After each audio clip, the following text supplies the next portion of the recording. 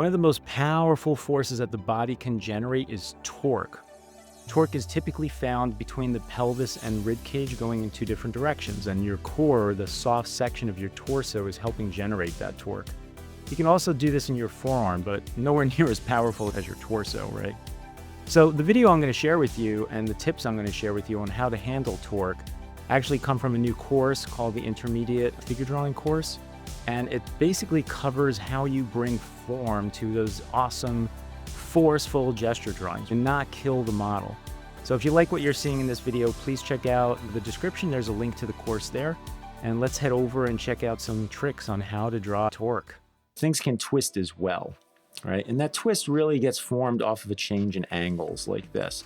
And it's good to know the points of these two different lines. Let's call this 1 and 2 and 1 and 2. Right, so here, and I don't want to just make this a straight line. If I do this, it just gives me perspective, right? It's just this.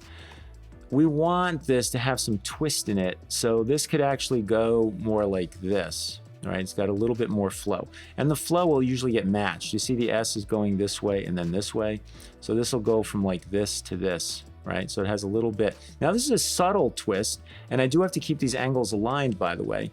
So just like I was saying before with the watch, here, the best way again is half first, right? And then split it up like this. So I split it in half, and then I can divide it into smaller and smaller sections like that old-fashioned wristwatch, like, right?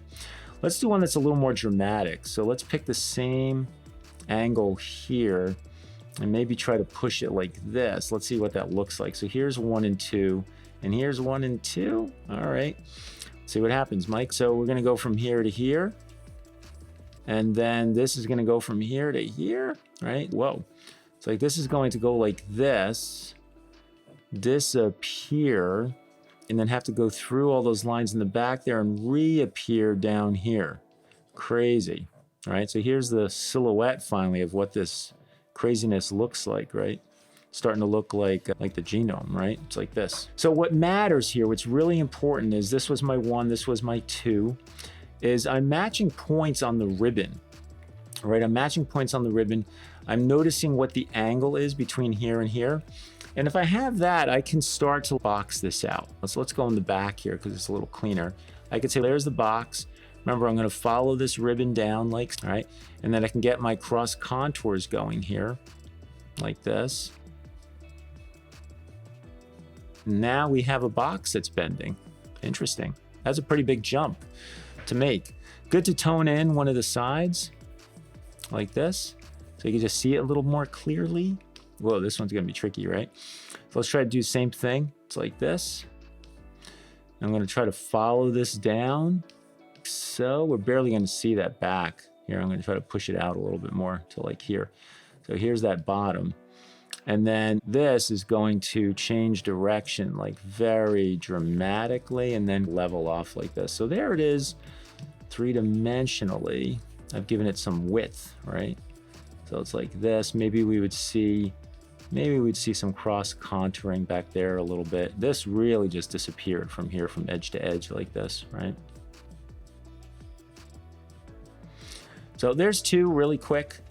We can have it coming towards or away from us. I did these vertically. Let's see if I can pull this off.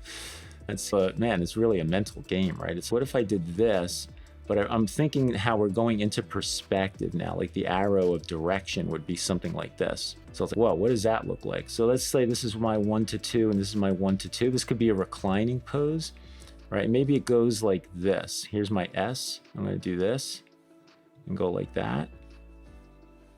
I can see this being like a back, and let's say the rear end is right there, right? So I have this, and now I want to morph from there to there, right? I'm trying to get these angles to slowly get their way over there like this. You could do it in halves again, right? I could do this. I see this. I see this. Now, if you can ever cross over again, you could literally look at this angle and split it in half, and that means it's right there, and then split that in half. Split this in half. You can see I'm curving it a little bit to make it feel like it has form. Then I can split that shape. And remember, I'm looking at the shapes, right? Like I see that shape and I'm like, oh, what does half of that look like? Probably about right there. Here's this shape. What does half of that look like? Probably like that. And they'll all make their way to that like vanishing point. But even without the vanishing point, I can eyeball the angle difference between here and here. Well, wow, look at that, right? Let's make this thick. Let's say this is the side of the body, the pelvis. Well, here, let's put the pelvis right here. Let's say the rear end is like all the way over here, like this, all right? And then I'll do this, and maybe I'll narrow this down and try to get the top of the rib cage in here like this. And damn, look at how dramatic that became. Here's the whole side of the body. Here's the top where the neck and head would come out. Here's the neck, right? The collarbones are like here in the middle like this. I can round this out. And suddenly I have something that really looks like a torso. Damn. We did that off of just starting off with 2 lines, this line and this line. And look at how that got built up. And depending on how I connected the dots, created flow or not. If I had done this just straight like this, like, so what? You see, that ended up just being a flat plane. It's the fact that I S-ed my way through it that gave it more rotation and more fluidity. If you want more support than video tutorials, then head over to drawingforce.com. Over there, you can actually learn from me or one of the other Force mentors through one-on-one instruction. I hope to see you there.